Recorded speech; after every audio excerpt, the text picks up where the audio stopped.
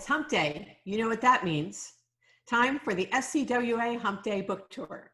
I'm your host, Maddie Margarita, here with SCWA's tech wizard, Diana Pardee.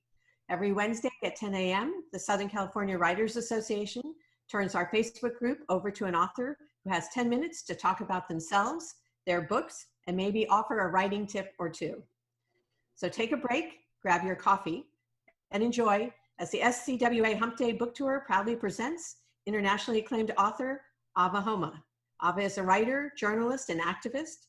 Daughters of Smoke and Fire is her debut novel published by HarperCollins in Canada and Abrams in the US. Welcome, Ava. Thank you, Maddie. Excited to be here. You want to tell us a little bit about yourself and your writing and your book? Sure, I'll do my best. And so, again, I'll be told you have 10 minutes to be totally articulate and engaging, so no pressure. Okay, not a pressure at all. Thank you so much for having me. It's been exciting to get to know more of Southern California Writers Group. Thank you so much, Maddie. You've always been so supportive of all the writers in this community. So my name is Ava. My debut novel is Daughters of Smoke and Fire. This is the US version. This is the Canadian version because I had different publishers. They decided on different covers. I really love them both. So the story of my book, this is the story of a family, sibling, Chia and Leila, and things that, you know, that are common universally between all the families. At one point, Leila and Chia, though, become aware of their position in the world where they stand as an ethnic minority growing up under the Iranian dictatorship. And that's a moment when they have to decide what they want to do with their lives.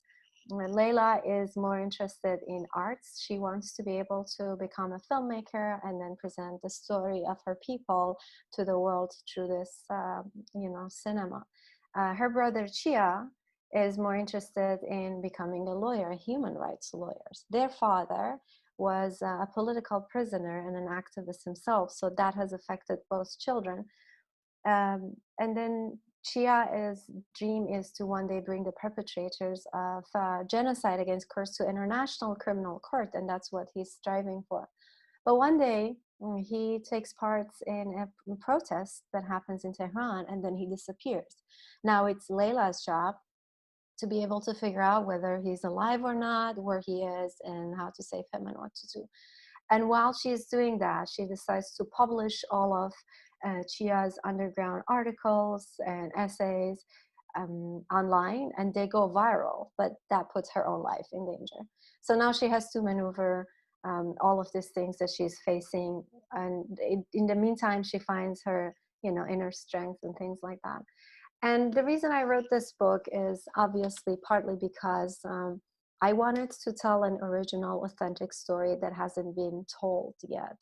We live in this world where there is this, we have people and unpeople, and there are only a few stories that we keep hearing over and over again. And there are so many fascinating stories around the world that would help all of us to know and learn of, but they don't get the platform.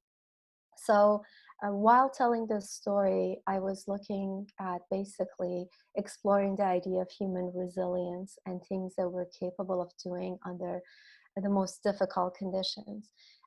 It's on one hand unfortunate that my book came out during the pandemic because I have hope for a lot of in-person events and in-person connection with readers. I was particularly excited to be in the LA Times Book Festival, something that I had, been part of as an eager, enthusiastic participant. So I was excited to be now among the authors who present there. But the fortunate thing, I guess, is the timing, in the sense that so many people in the world now feeling the uncertainty and the difficulties of powering through a global pandemic, when so many people are hurting and are losing their lives. There is grief, there is life turned upside down. And so in the sense, there is this timely question of how far can a human being go in order to tackle the difficulties? And because the easiest thing under normal condition, which isn't really normal, is to look the other way, to ignore things that are difficult. and just pretend that they don't exist and keep on going. But when we reach this stage in our lives when we can no longer ignore injustice and inequality, then what do we do? Because obviously the first reaction is to feel overwhelmed by all these difficulties, be disappointed in human being, lose your hope, lose your heart, even lose your humanity a little bit, right? So how can we as collective humans see injustice, see terrible things, see insecurity, look it in the eyes, and yet maintain our hope and our humanity, keep it intact and keep pushing? Now that takes different forms depending on where you are in the world. Obviously your life, if you are in one of the Scandinavian countries, is very different from if you live in, say, United States. It's very different from where you live in the Middle East. And at the same time, it's also very similar in the sense that we're all humans. We are more than 99% the same thing. We have experienced the same range of emotions, and we can tap into the strength within us, or we can just give up and forget that we have this power to keep pushing. So yeah, I think being a journalist my whole life, I had to deal with this question myself, that okay, now that I know I'm Kurdish, now that I know my people have been targeted for annihilation repeatedly, what does that mean? And who am I as a woman also, as a Kurd, as a woman, as a migrant? How do I position myself in the relation to the world? And what options do I have? Because on one hand, I could say the fact that I'm breathing, the fact that I'm alive despite all these attacks is victory in itself. Or I could just be like, oh no, completely deny my Kurdish identity, try to assimilate to the point of forgetting my identity. Or I have the option of accepting my position in the world, but give in to despair and hopelessness and fear, because it's so easy to give into self-pity. So yeah, that's pretty much what this book is about, how we as humans can collectively or individually hold on to our humanity and keep going toward creating a better world. Okay, well, you gave us a good sense of the story and why you did that. We had a question come in via the live stream from Larry. It said, how do you integrate the horror of abuse to the Kurds into work that isn't rage? Right, right. So this was the question I had to answer on pretty much on every page. How do I balance the story? How do I balance joy and suffering? How do I bring in the beauties of family love, a family having dinner together and joking and, raising a kid, with the horrors of massacre and execution and things like that. And that's one of the many reasons this book took me 10 years, because I had to answer a lot of questions. How do I present the history while my main goal is to tell a story? I'm telling the story of underrepresented people that most likely my readers wouldn't know a whole lot about, but people pick up this book to read a good story. They're not there to take history lessons or politics lessons. So I had to become very selective in what I include in the book, and I wanted the book to be more about really hope and humanity and resilience than rage and anger, because this is what I believe.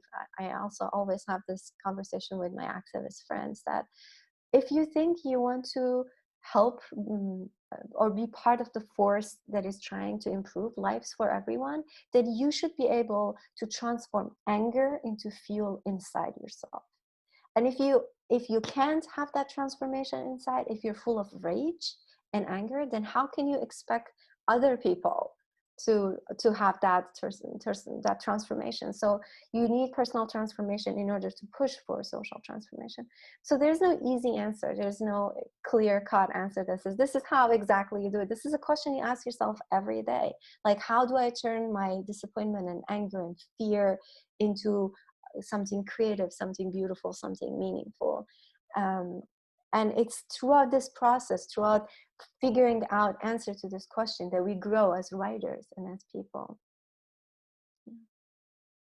Well, that was a great insight into the process and discipline, exercise and discipline in doing that. And it's a wonderful book.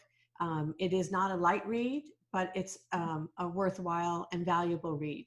So we thank you for being here. Where can people find your book, Ava? People who are Sure. interested in buying your book. So the book is available as audiobook, as ebook, paperback, hardback. It's available everywhere books are sold. But if you are interested in getting signed copies, this is a staff peek in Book Passage, which is a big bookstore in Bay Area and San Francisco. But yeah, great.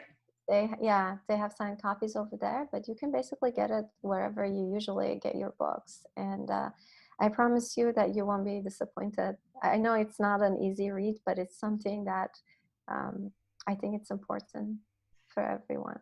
Well, and I think it's a book that you can't help but read and be transformed by, and that stays with you long after you close it and read the last page. So thank you for that. And you have a website if people are interested in hearing you talk at greater length, other than 10 minutes, about your book. Do you have a place where people can go and see where you're going to be and where you're going to be talking about your book? Sure. So avahoma.com is where you can go see all the events. There's also this Facebook page. I have linked to all the social media accounts over there. You guys can also read all the reviews that have come up about the book. I'm very grateful and humbled that I have received so many rave reviews, and how this book has been introduced as one of the best new fictions in places like Independence in the UK, Globe and Mail, in Canada, Reader's Digest, and other places. There's a link to all of those. Well, best of luck with the book. We are honored to have had you here today. We're going to put all that information in the show notes. We will stay in touch. Thank you very much, Ava. We appreciate it. Thank you so much for having me. It's been fun to talk to you, Maddie. Okay, thank you. And thank you all for listening. I hope you'll join us next week, which is July 15th at 10 a.m. when the SCWA Hump Day Book Tour welcomes August Norman. Until then, have a good week and stay safe.